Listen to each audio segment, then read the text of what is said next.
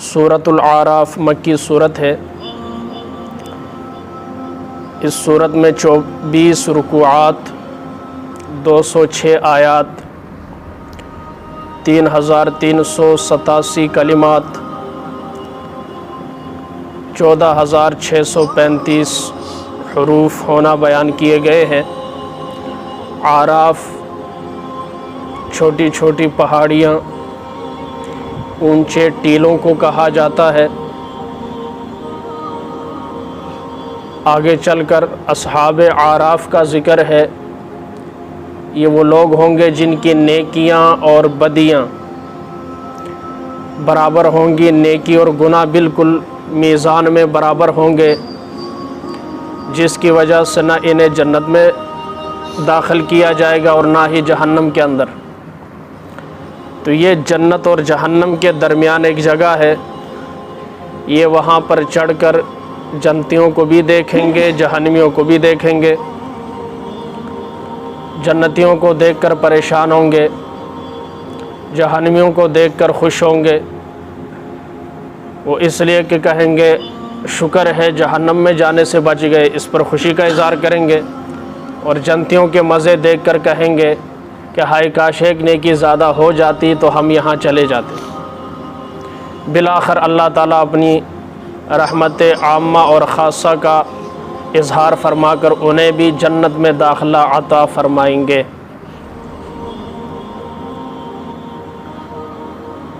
پہلی سورۃ المائدہ کے اندر، انعام کے اندر زیادہ تر توحید کا ذکر تھا، اور اس صورت کا بنیادی مضمون جو ہے وہ رسالت ہے۔ رسالت اور آخرت۔ اس زمن کے اندر حضرت شعیب علیہ السلام، نوح علیہ السلام، صالح علیہ السلام اور حضرت ہود، ان انبیاء کی تبلیغ کا اور ان کی اقوام کی تردید کا ذکر ہے، کس طرح یہ دعوت دیتے رہے، وہ ٹھکراتے رہے۔ پھر ان کا انجام کیا ہوا، اور انسان کو اپنی پیدائش پر غور کرنے کا کہا گیا ہے۔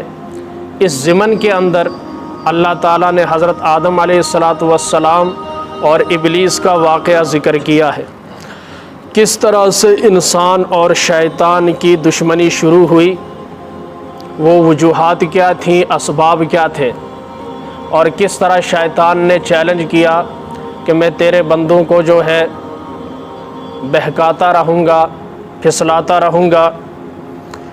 اور پھر آپ علیہ السلام کے عالمگیر نبی ہونے کا یہاں پر ذکر ہے۔ امام شاہ ولی اللہ محدث دہلوی رحمۃ اللہ تعالی علیہ فرماتے ہیں کہ آپ صلی اللہ علیہ وسلم کی دو حیثیتیں ہیں۔ آپ قریشی ہیں، چونکہ قریش کے اندر آپ مبعوث ہوئے عرب میں، تو آپ قومی نبی بھی ہیں، اور تمام جہانوں کے لیے آپ مبعوث ہوئے، اس لیے آپ عالمی نبی بھی ہیں۔ تو یہاں آپ علیہ السلام کا یہ اعلان ہے کہ اے لوگوں، میں تمام جہانوں کے لیے نبی بنا کر بھیجا گیا ہوں۔ یہ صورت مکی دور کے آخر میں نازل ہوئی، جب مسلمانوں کے اوپر ظلم و ستم کے پہاڑ توڑے جا رہے تھے، مسلمانوں پر تابڑ توڑ حملے کیے جاتے تھے۔ ایک طرف آپ نے طائف کا سفر کیا، مایوسی ہوئی، ظاہری اسباب جو تھے، باوفا بیوی کی صورت میں سیدہ خدیجۃ الکبریٰ رضی اللہ تعالی عنہا، وہ بھی دنیا سے پردہ فرما گئیں۔ محبوب چچا خواجہ ابو طالب بھی دنیا سے رخصت ہو گئے۔ تو آپ ظاہری اسباب کے بغیر دین کا کام کر رہے تھے، اور سامنے سے جو ہے رسپونس جو ملتا تھا وہ نا امیدی کا، طعنوں کا، گالیوں کا، حوصلہ شکنی کے، وہ سارے مناظر آپ کے سامنے تھے، اور آپ کے قتل کے منصوبے بنائے جا رہے تھے۔ تو ظاہر ہے ایک انسان ہے، جتنا بھی صبر والا ہو، بالآخر انسان مایوسی کی طرف یا دل برداشتہ ہو ہی جاتا ہے، بشریت کا تقاضا ہے۔ تو اس پر اللہ تعالیٰ نے سورت کی ابتدائی آیات نازل فرما کر اپنے حبیب کو تسلی دے رہے ہیں، محبوب یہ جو آپ نے پیغام شروع کر رکھا ہے یہ کوئی عام پیغام نہیں ہے، یہ حق ہے، اس کے اثرات ظاہر ہوں گے، ابھی آپ نے برداشت کرنا ہے۔ آپ نے دل برداشتہ ہو کر، دل گرفتہ ہو کر آپ نے دعوت و تبلیغ کے کام کو نہیں چھوڑنا۔ یہاں حیرت ہوتی ہے لوگوں کے اوپر، چند دفعہ بلائیں گے اس کے بعد بات کرنا چھوڑ دیں گے۔ او جی ساڑی نہیں مندا بابا نہیں، آپ کا کام ہے کیا کرنا؟ محنت کرنا۔ آپ کا کام ہے ڈرانا، آپ کا کام ہے فضائل سنانا، آپ کا کام ہے بات کو پہنچانا، دماغ میں بٹھانا، دل میں اتارنا، ہدایت دینا، یہ کس کا کام ہے؟ جب میرے اور آپ کے ہاتھ میں ہے نہیں تو میں اور آپ کون ہوتے کہ جی ساڑی سندا نہیں؟ اس لیے اکثر والدین کے اندر جی ساڑی سندے کو نہیں بچے کی کریے۔ اچھا تو اگر یہ جس طرح آپ کہہ رہے ہیں میں کہنا چھوڑ دوں یار میرے نمازی تو گالی نہیں مندے، کوئی بڑا مولوی صاحب کا یار بیان کر دن میں 5 جلسے کے لیکن عوام دی وہ یہ ستا تو پھر کی بنے گا؟ دسو ہاں ذرا، نظام خراب ہوگا کہ نہیں؟ ایسا ہی ہے نا۔ اچھا 4 سال ہو گئے بچے نہیں ہوئے، بندہ علاج چھڑ دینا ہے؟ کوشش ہے، امید کس پر ہے؟ اسی طرح زمین ہے، محنت جاری رکھتے، تجارت ہے محنت جاری رکھتے، 1 سال خسارہ ہوا اے نہیں کہ دکان بند کر کے بہ جائے لائے ان کو فائدہ ہی کوئی نہیں ہوتا، کی فائدہ کرن، لیکن محنت کرتے، لیکن اس کا نتیجہ کیا ملتا ہے کہ جب آپ کاروبار کے اندر آگے بڑھتے تو اللہ تعالیٰ پچھلی ساری کسر نکال دیتا ہے۔ دعوت سے دلگیر نہیں ہونا، دل برداشتہ نہیں ہونا۔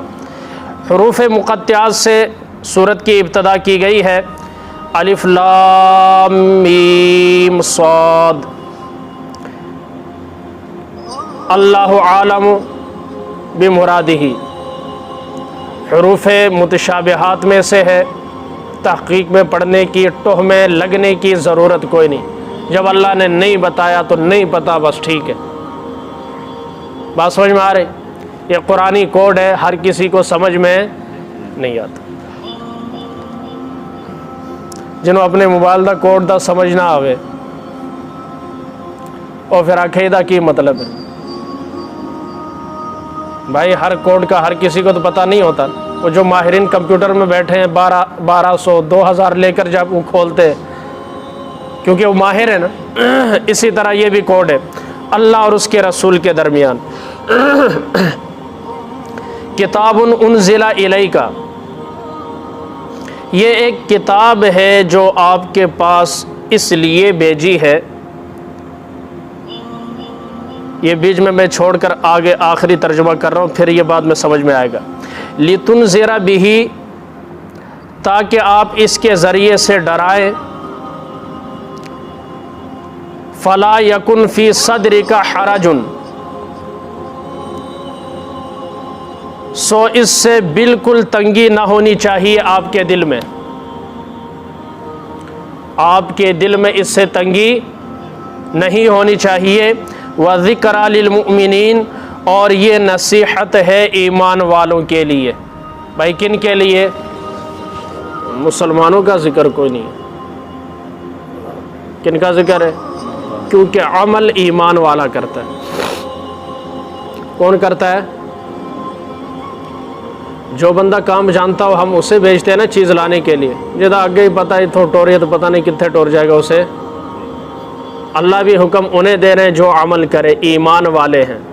اور ایمان 3 چیزوں کے مجموعے کا نام ہے، زبان کا اقرار، دل سے تصدیق، اور عمل بالارکان، اعمال کا اظہار ہو اس کے وجود سے۔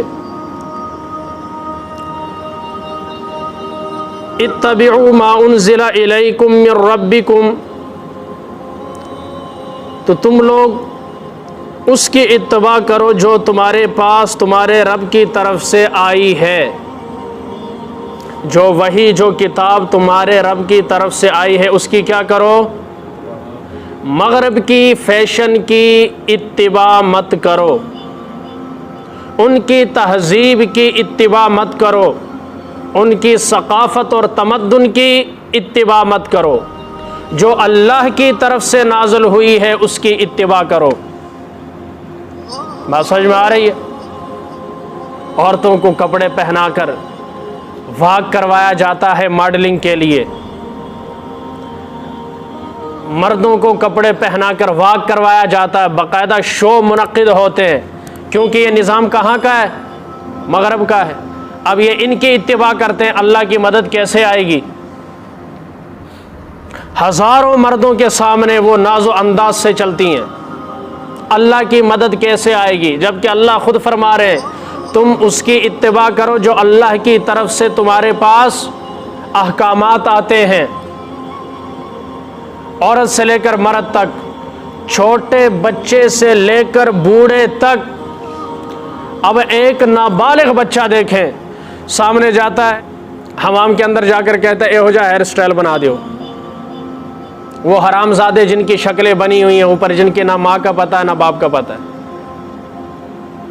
جن میں حلال کیا ایک خون کا قطرہ بھی نہیں ہے، پرلے درجے کے کائنات کے بدترین خلائق، آپ نے سنا ہے نا بدترین خلائق، تشریح گزر چکی ہے، کائنات کی بدترین مخلوق، صرف چمڑی گوری ہے بس، اور کچھ بھی نہیں ہے، نہ اخلاق، نہ تہذیب، نہ غیرت، نہ حیا، نہ دین، نہ ایمان، نہ ادب، نہ لحاظ، نہ انسانیت، نہ شرافت، نہ دیانت، نہ امانت، نہ صداقت، کوئی چیز ان کے پاس سے نہیں گزری۔ ایسے خنزیر نما انسانوں کی شکل بنانے میں اے مسلمان تجھے کیا ملتا ہے؟ اور جدوں یہ بنا کے گھر ہوندا نا کہندا ماشاءاللہ میرے پتر نے تو بڑی سونی کٹنگ کرائی ہے، آپ سمجھ میں آ رہی؟ میرے بیٹے نے بڑی ماشاءاللہ، انا للہ و انا الیہ راجعون۔ یہ اس نے شکل کس کی بنائی ہے؟ ایک غیر مسلم کی، ایک کافر کی، جو نبی کے گستاخ ہیں۔ ہو سکتا ہے وہ کسی گستاخ کا بیٹا ہو سکتا ہے وہ جو بڑا ہے، جس کی شکل، جس کا ڈیزائن آپ نے بنایا ہے وہ گستاخ رسول ہو، اس کا ڈیزائن بناتے اور ماں یا باپ یا کوئی رشتہ دار کہتا ماشاءاللہ کتنی سونی کٹنگ ہے، ایمان رہ جاندہ۔ باقی پھر اندازہ کرو ذرا، بات سمجھ میں آ رہی ہے؟ دنیا تو بڑی ایسی غور کرنے ہیں، کبھی ان چیزوں پر بھی ہم غور کریں، اپنے بچوں کی کٹنگ ابھی سے صحیح کروائیں، بال بالکل برابر ہوں۔ آپ آج انہیں جو راستہ دیں گے، جو سیکھ دیں گے، یہ نسل در نسل چلے گا۔ وَلَا تَتَّبِعُوا مِن دُونِهِ أَوْلِيَاءَ، فرمایا کہ خدا تعالیٰ کو چھوڑ کر دوسرے رفیقوں کی اتباع مت کرو۔ یہ جو ایرے غیرے نتھو خیرے، یہ جو اللہ رسول کے دشمن ہیں، یہود و نصارہ ہیں، جو نفسانی خواہشات کی اتباع میں صبح شام لگے ہوئے ہیں، جن کا مقصد ہی دنیاوی زندگی ہے، آخرت سے کوئی سروکار نہیں ہے، جو مرنے کے بعد دوبارہ اٹھنے کے منکر ہے، جو حساب کتاب کو فضول شے سمجھتے ہیں، جو قبر، حشر، عذاب، جنت، جہنم کو ایک فلسفہ سمجھتے ہیں، ان کی اتباع مت کریں۔ ان کی اتباع، بھائی قرآن کا صاف حکم ہے یا نہیں؟ میں اپنی طرف سے تو کوئی بات نہیں کر رہا، اس کی اتباع کرو جو اللہ نے احکامات نازل فرمائے، اور اللہ کو چھوڑ کر اوروں کی اتباع۔ اب اس بات کو شادی پر فٹ کرے ذرا، اللہ کہہ رہے شادی میں میرے احکامات کے مطابق آپ نے شادی کرنی ہے۔ اب نبی کیا فرماتے ہیں؟ شادی سادی ہونی چاہیے، کم خرچ والی ہو۔ اگلا جملہ، اللہ کو چھوڑ کر اور رفیقوں کی اتباع مت کریں، مطلب چاچے کی نہ مانے، تائی کی نہ مانے، لڑکے والوں کی نہ مانے، اگر لڑکے والے سیدھے تو پھر لڑکی والوں کی نہ مانے، اللہ کو چھوڑ کر گھوڑے لے کر آئیں گے، کنجر ساتھ لائیں گے، ڈانس کرنے والیاں بھی ساتھ لائیں گے، ہزاروں روپے لٹائیں گے۔ ابھی چند دن پہلے لاہور میں میواتی برادری کی شادی ہوئی, 300 جوڑے برانڈڈ کپڑے انہوں نے پھینکے لوگوں میں, 300 جوتیوں کے برانڈڈ جوتیاں ان کے کپڑے پھینکے, ڈالر, پاؤنڈ, ریال, دینار, درہم, ڈالر لوگوں میں پھینکے, کروڑ سے اوپر کا خرچہ تھا. اور جتنے بھتیجے تھے ان کو آئی فون دیے, پتہ نہیں کون سا تھا وہ آئی فون, 11 آئی فون انہوں نے اپنے رشتہ داروں کو دیے. اور کہتا کیا ہے, کہتا ہمارے ہاں یہ رواج ہے, اگر ہم نے 20 کروڑ خرچ کیے ہیں تو دوسرے رشتہ دار کی کوشش ہوتی ہے میں 30 کروڑ خرچ کروں. پھر کہ اندر مہنگائی بڑی ہے, تو اسے اندازہ کرو اس قوم کا, لوگ بھوک سے مر رہے ہیں, پہننے کے لیے کپڑے کوئی نہیں, کھانے کے لیے روٹی کوئی نہیں, سر چھپانے کے لیے چھت کوئی نہیں, اور ان کے لیے کیا بنا دیے گئے ہیں, شیلٹر خانے بنا دیے گئے, شیلٹر ہوم. ایسا ہی ہے نا, کہیں چھیپا کا دسترخوان لگا ہوا ہے, کہیں عیدی کا دسترخوان لگا ہوا ہے, کوئی پتہ نہیں حلال مرغے آنے کہ مری ہوئی لیا کے پکا کے کھوا رہے ہیں, کوئی پتہ نہیں پیچھے. یہ قوم کی حالت ہے. اور یہاں پر شادیوں میں ہیلی کاپٹر سے بیگ پیسوں کے پھینکے گئے. اتباع ان کی مت کرو. یہ جو دنیا میں فساد مچا رہے ہیں, میں نے پہلے بھی یہ کہا تھا کہ دنیا میں جتنا بھی جب بھی فساد برپا ہوا ہے امیروں نے کیا ہے, معاشرے کا بیڑا غرق پیسے والوں نے کیا ہے, بے حیائی کا سارا کریڈٹ امیروں کو جاتا ہے, رسم و رواج کا تمام کریڈٹ امیروں کو جاتا ہے. پھر مظلوموں کی آہیں ان کے لیے کینسر بن جاتی ہے, پھر مظلوموں کی آہیں ہارٹ اٹیک کی صورت میں ایک دورہ پڑتا ہے, دنیا سے رخصت ہوتا ہے, اولاد لتر مارتی ہے. پھر یہ ساری مظلوموں کی آہیں ہوتی. جب رب پیسہ دے دین والوں پر خرچ کرے, مسجد مدرسہ اہل علم پر خرچ کرے, نیک کاموں میں خرچ کرے, کہ آپ کے جانے کے بعد بھی تھوک کے حساب سے آپ کی قبر میں ثواب پہنچتا رہے. نبی جی اس کی اتباع کیجئے جو میں رب نازل کر رہا ہوں. مجھے چھوڑ کر یہ جو دائیں بائیں اپنے آپ کو بڑے تہذیب یافتہ سمجھتے ہیں, بڑا سٹائلش سمجھتے ہیں, یہاں پر غلامی کا نشان ٹائی ہے, سفید شرٹ اور یہاں پر نشان ہے ٹائی کا ڈیزائن, کالا سوٹ, کالی جوتیاں, ٹائی پہنی ہوئی ہے, چہرے سے ایسا لگتا ہے کسی بہت بڑے یہودی کی اولاد ہے, کہتا اپنے آپ کو مسلمان ہے. وضع میں تم ہو نصارا تو تمدن میں حنود, یہ مسلمان ہے جنہیں دیکھ کے شرمائے یہود. یہ کیفیت ہے مسلمان. آگے اللہ کیا ارشاد فرما رہے ہیں. اب میں نے جتنی باتیں آپ کے سامنے کی, نتیجہ اللہ نکال رہے ہیں. قلیلا ما تذکرون, بہت کم تم نصیحت حاصل کرتے ہو. مننا لالے کنے نہ اندازہ کرو, پورے کنجاج کنے نے مننا لالے, کتنے نماز پڑھنے والے, بہت کم ہے یا نہیں؟ وہ تو رب ہے نا, علیم بذات الصدور ہے, اولین آخرین کے تمام حالات کا علم اللہ کے علم ازلی میں موجود ہے. اللہ جانتے ہیں میں یہ ساری باتیں میں نے کی, لیکن پھر بھی نصیحت بہت کم لوگ حاصل کریں گے. چند ایک ہیں جو اپنے بچوں کی صحیح کٹنگ کروائیں گے, شادی کروائیں گے, شریعت کے مطابق کروائیں گے, رسم و رواج کو پیچھے چھوڑیں گے, اللہ رسول کے احکامات کو لے کر چلیں گے, دین کی طرف آئیں گے, شریعت کو فالو کریں گے اور اللہ رسول کی مان کر زندگی گزاریں گے. نبی کی سنتوں کو اپنانے والے بہت کم ہیں, زیادتی ہوئی معاف کرنے والے بہت کم ہیں, غصے کو کنٹرول کرنے والے بہت کم ہیں, گناہ کا موقع ملے نہ کرنے والے بہت کم ہیں. بہت کم ہے جو تم میں سے نصیحت حاصل کرنے والے. اللہ ہمارا شمار بھی ان کم لوگوں میں فرمائے. وَكَمْ مِنْ قَرْيَةٍ, اب اللہ تعالیٰ مثال دے رہے ہیں جنہوں نے اوپر سے آئی ہوئی ہدایت نامے کو نہیں مانا. وڈیرے کی مان لی, چودھری کی مان لی, سردار کی مان لی, خان کی مان لی, بڑے لوگوں کی مان لی, بادشاہ کی مانی, اپنے لیڈر کی مانی. ان کے ساتھ کیا ہوا؟ وَكَمْ مِنْ قَرْيَةٍ أَهْلَكْنَاهَا, اور کتنی ہی بستیاں ایسی ہیں جن کو ہم نے ہلاک کیا. فَجَاءَهَا بَأْسُنَا بَيَاتًا, آیا ان کے پاس ہمارا عذاب اچانک رات کو.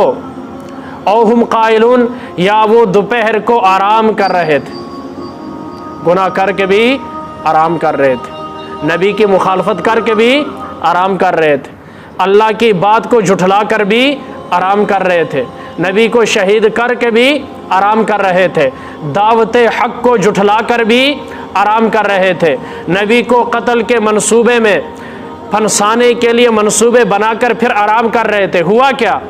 اچانک ہمارا عذاب آیا۔ اس حال میں وہ آرام سے سوئے ہوئے تھے، ہوا کیا؟ ان کے آخری جملے کیا تھے؟ آخری جملے اللہ نے بتائے ہیں، فما کان دعواہم اذ جاءہم، پس جس وقت ان پر ہمارا عذاب آیا، باسنا اچانک ہمارا عذاب آیا، الا ان قالوا انا كنا ظالمین، اس وقت ان کے منہ سے بجز اس کے اور کوئی بات نہ نکلتی کہ واقعی ہم ظالم ہیں۔ اے ساڑھے گناہاں دی سزا ہے، ہم نبی کی بات نہ جھٹلاتے آج عذاب میں نہ پکڑے جاتے، ہم حق کو نہ ٹھکراتے آج ہمیں یوں تباہی نہ دیکھنا پڑتی، یوں ہم ملیا میٹ نہ ہوتے، یوں ہم تباہ و برباد نہ ہوتے، یوں ہمارا دنیا سے قصہ ختم نہ کیا جاتا، یوں ہم اللہ کے عذاب کی لپیٹ میں نہ آتے، یوں ہم چیخ کا، ہوا کا، بادل کا، گرج کا شکار نہ ہوتے۔ آخر اس سارے سمجھ جاندے نے، لیکن اس سمجھ دا کوئی فائدہ، اس سے پہلے کہ آخری جملے تمہارے یہ نکلے تو پہلے سے کہہ دیں یا اللہ اچھا ایک بات، آخری بات ختم کرتا ہوں۔ بندہ ہے، نماز پڑھی، ایک مولوی صاحب وضو کر رہے تھے، تو بعض بندوں کو آپ نے دیکھا 10-15 منٹ لگاتے ہیں وضو کرنے میں۔ ٹھیک ہے، اللہ نے اگر توفیق دی، پورے اہتمام کے ساتھ وضو کرنا چاہیے، جتنا وضو اچھا ہوگا اتنی نماز اچھی ہوگی۔ دوسرا ایک میری طرح آیا اور جلدی جلدی اس نے وضو کیا اور مسجد میں جا کر نماز پڑھ لی۔ اب مولوی صاحب جو مسجد میں ہے تو نماز پڑھ کے نکل گیا۔ مولوی صاحب نے کہا بھائی بات سنو، کیا کر رہے تھے؟ میں کہا مولوی صاحب کچھ نہیں سکھا رہے۔ کہا نہیں آپ کچھ تو کر رہے تھے مسجد میں۔ میں کہا مولوی صاحب یقین کرو میں کچھ نہیں کر رہا تھا۔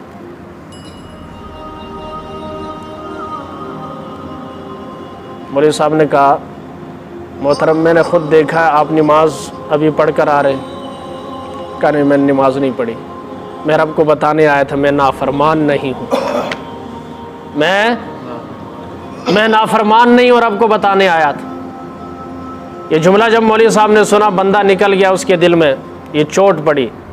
جب ان سے کوئی پوچھتا تو مولوی صاحب بھی یہی کہتے تھے میں رب کو یہ بتانا چاہتا ہوں میں نافرمان، ہم کم از کم رب کو یہ تو بتائیں نماز کا ٹائم ہو مسجد میں آ کر مولا کریم نافرمان نہیں ہے، باغی نہیں ہے، سرکش نہیں ہے۔ قبول پتہ نہیں میری بھی کرتا ہے یا نہیں کرتا، پتہ نہیں عالم دین کی بھی کرتا ہے یا نہیں کرتا قبول، شیخ الحدیث کی بھی کرتا ہے یا نہیں کرتا، معاملہ تو غیب کا ہے نا، لیکن آئے تو صحیح نا، تڑپ دکھائے تو صحیح، طلب دکھائے تو صحیح۔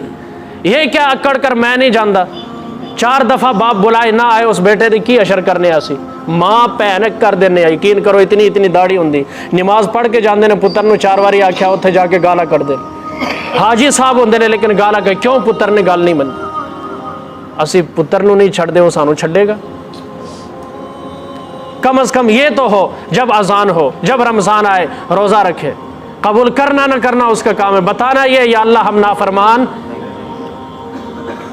تیرے منادی نے ہمیں دعوت دی ہم مسجد میں آ گئے، یہ اعلان ہے اس بات کا ہم نافرمان نہیں ہیں، تیرا خوف ہمارے سینے میں موجود ہے، تیرا ڈر ہمارے اندر موجود ہے، لہٰذا ہم تیرے دربار میں حاضر ہیں، آگے ہماری عبادت جانے تو جانے، ثواب جانے تو جانے۔ تو کوشش کریں گے آج کے بعد ہم بھی یہی کہتے ہیں مولا کریم ہم نافرمان نہیں ہیں، نماز پڑھی، روزہ رکھا، سحری کی، اس کے بعد تیرے کلام کا درس سنا اس لیے کہ ہم نافرمان نہیں ہیں، لہٰذا ہماری نافرمانیوں کی طرف نہ دیکھ، اپنی رحمت کی طرف دیکھتے ہوئے ہمارے ساتھ معاملہ فرما کر اللہ ہمیں دنیا کے اندر بھی اور آخرت کے اندر بھی کامیاب فرما۔